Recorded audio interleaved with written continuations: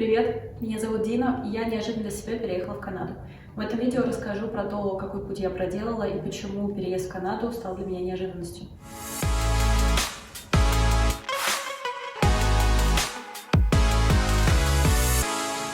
Начну историю с предпосылок и настроя.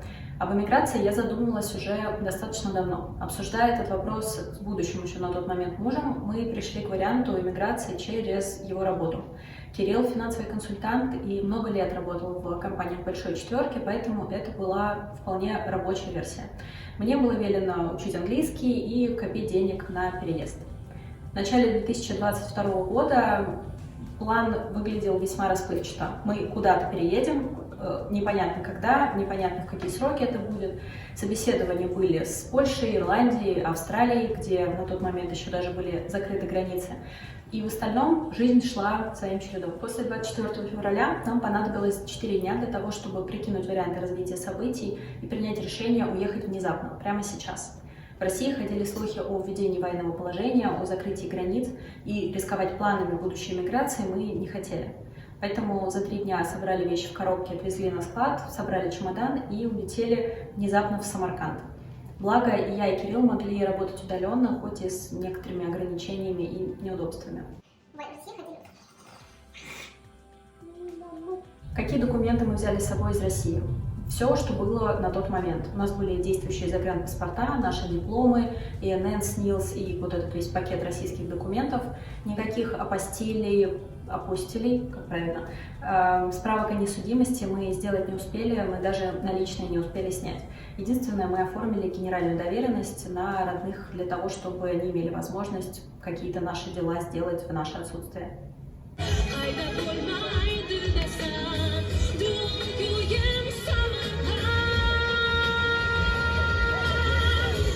В Самарканде в общей сложности мы провели месяц. Первые 2 недели мы просто решали возникающие проблемы. Отключать банковские карты российские, значит, нужно быстро где-то снять наличных, оформить местный ИНН и оформить местную банковскую карту. Плохой интернет в хостеле, значит, нужно найти хороший мобильный интернет или офис, коворкинг, кафе, откуда можно было удаленно работать. Также пришла новость о том, что российские офисы «Большой четверки» выходят из состава глобальной сети. Это значило, что поиск работы нужно ускорять и успеть найти работу до того, как вот этот процесс разделения не закончится. Стратегически для нас вариант эмиграции не поменялся. Кирилл где-то находит работу, мы переезжаем туда вдвоем. Тактически нам необходимо было все это время, пока идет поиск работы, оформление визы, где-то жить, желательно не очень дорого, желательно с каким-то минимальным уровнем комфорта и имея возможность находиться в стране легально. Мы рассматривали разные варианты: остаться в Самарканде, перебраться в Ташкент, это столица, и интернет должен был быть там получше, улететь в Турцию, Грузию, Азербайджан. В итоге мы остановились на Турции, потому что нашли ребят, с которыми договорились снимать жилье вместе. Это значительно снизило наши расходы на аренду, ну и бонусом это море. 1 апреля мы улетели в Стамбул.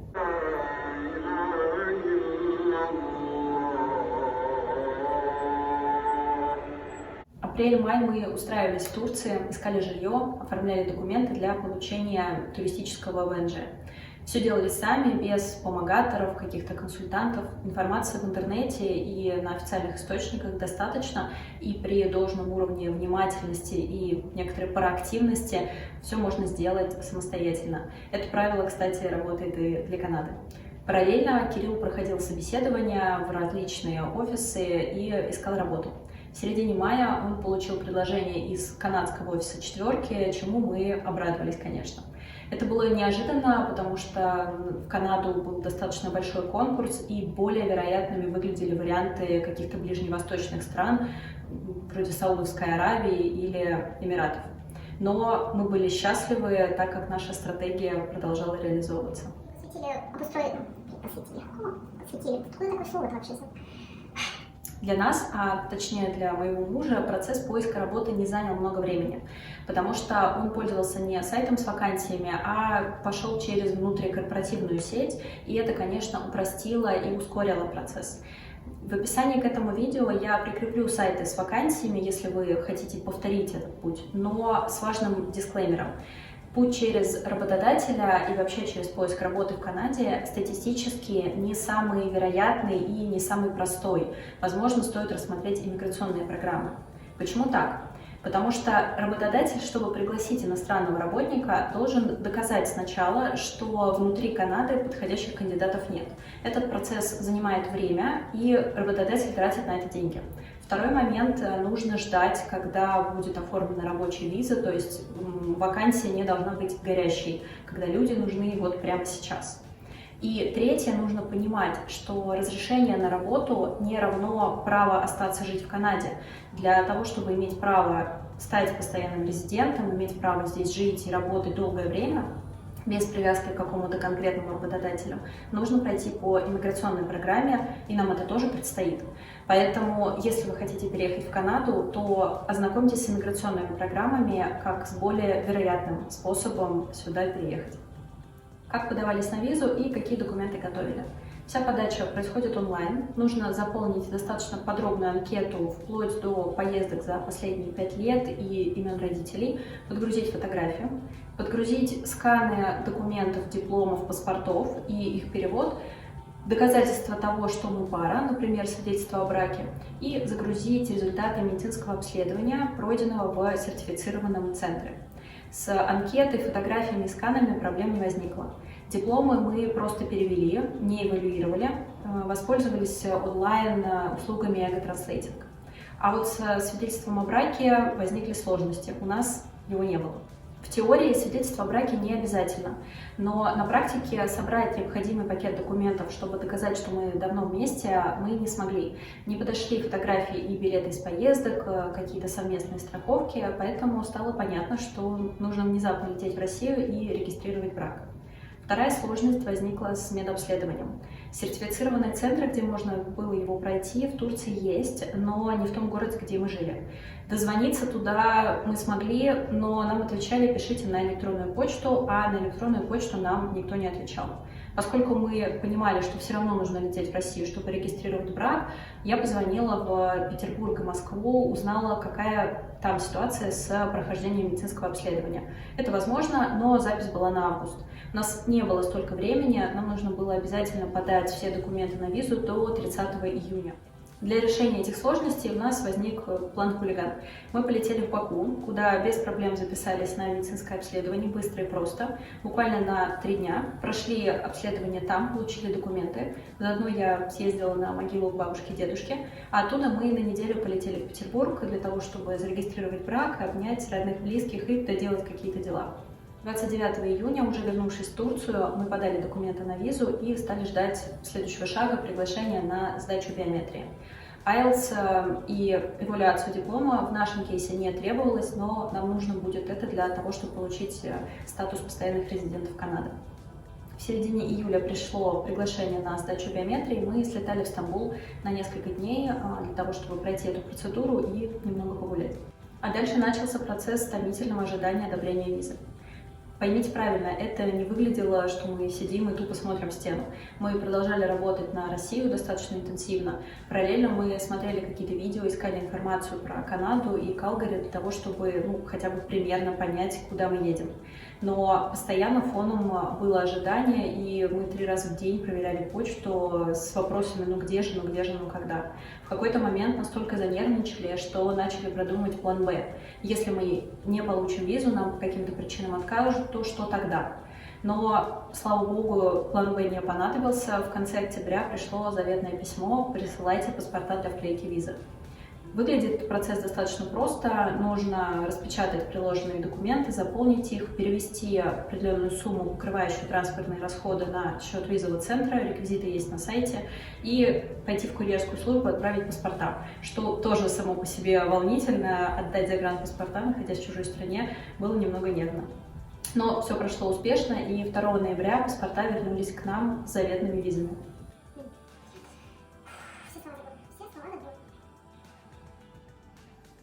Как только паспорта были на руках, мы купили билеты в Канаду на 8 ноября. Распечатали все документы, которые у нас были, вплоть до оффера для того, чтобы пройти процедуру лендинга в Канаде. Подробнее об этом рассказываю в первом своем видео. И отправились. Летели мы из Турции, из Стамбула прямым рейсом до Ванкувера. Не хотели рисковать с пересадками в Европе, а оттуда уже после 6-часовой стыковки в Калгари.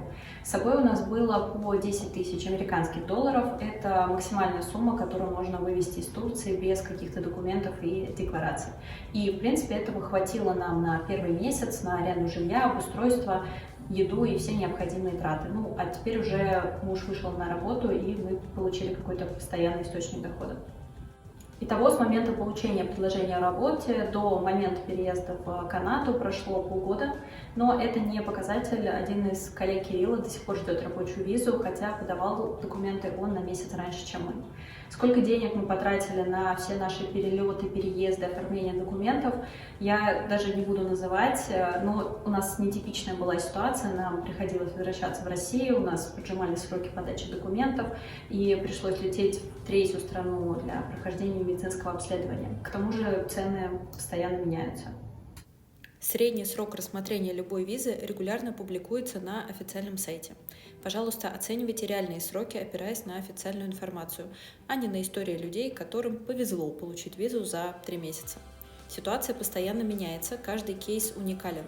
В Канаду можно переехать очень быстро, например, по программе Quiet, а можно потратить 3-4 года с изучением языка и переквалификацией. Оценивайте свои силы и возможности самостоятельно и доверяйте только официальным источникам.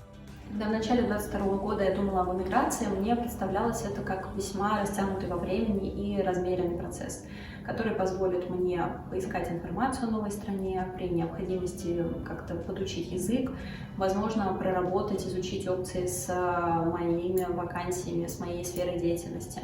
По факту, с момента, как я узнала, что мы едем в Канаду, прошло полгода, и все эти полгода были заполнены решением возникающих сложностей, например, как перевести деньги, как перевести вещи, какими-то перелетами, переездами, поиском информации по каждому шагу. В сравнении с средним сроком в 2-3 года на эмиграцию, такой переезд ощущается как очень неожиданный. В следующем году мне предстоит и поиск работы, и запуск процесса получения PR, постоянного резидентства, и там будут эвалюации дипломов, сдача IELTS и прочие радости иммигрантов. Но я уже здесь, и, кажется, будет немножко легче. Вот-вот наступит 2023 год. Я вам всем желаю, чтобы вам удалось реализовать задуманное, чтобы хватило сил, удачи, времени, денег, знакомств и, самое важное, мирного неба над головой. С наступающим!